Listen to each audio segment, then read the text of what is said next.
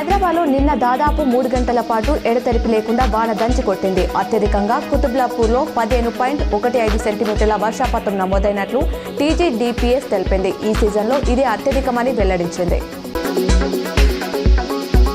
హైదరాబాద్లో free water స్కీమ్ను CM Revanth రద్దు చేయాలని చూస్తున్నారని కేటీఆర్ ట్వీట్ చేశారు.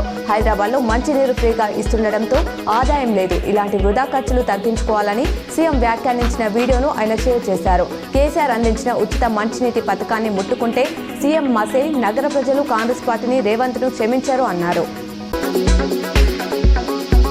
హైదరాబాద్ మేడ్చల్లోని ఓ ఇంట్లో వంట గ్యాస్ సిలిండర్ పేలిన వీడియో భయానకంగా ఉంది. పేలుడు దాటికి భవనం కుప్పకూలింది.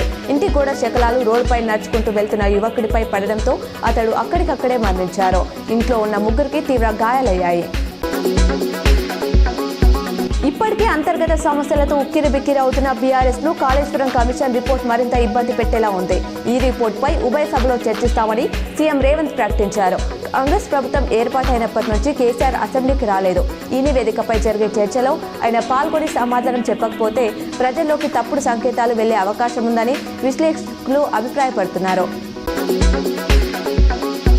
తెలంగాణ విశ్వవిద్యాలయం పరిధిలో ఎంఈడీ 4వ సెమిస్టర్ రెగ్యులర్ 1, 2, 3, 4 సెమిస్టర్ల బ్యాక్లాగ్ విద్యార్థులు పరీక్ష ఫీజులు ఈ నెల 18 లోపు చెల్లించాలని పరీక్షల నియంత్రణ అధికారి ఆచార్య సంపత్ కుమార్ సూచించారు. ఇప్పటికే పరీక్ష ఫీజు షెడ్యూల్ విడుదల చేసినట్టు తెలిపారు. పరీక్షలు ఆగస్టు లేదా సెప్టెంబర్లో జరిగే అవకాశం ఉందన్నారు. రెంజల్ మండలం కేంద్రంలో గల గ్రంథాలయాన్ని జిల్లా గ్రంథాలయ చైర్మన్ అంతిరెడ్డి రాజారెడ్డి ఆకస్మికంగా తనిఖీ చేశారు. కాంగ్రెస్ మండల అధ్యక్షులు మొబిన్ పాల్గొన్నారు. రెంజల్ మండల కేంద్రంలో గల ఎంపీడీఓ కార్యాలయ ఆవరణలో లబ్ధిదారులకు సీఎం రిలీఫ్ ఫండ్ చెక్కులను కాంగ్రెస్ మండల అధ్యక్షులు మొబిన్ ఖాన్ పంపిణీ చేశారు.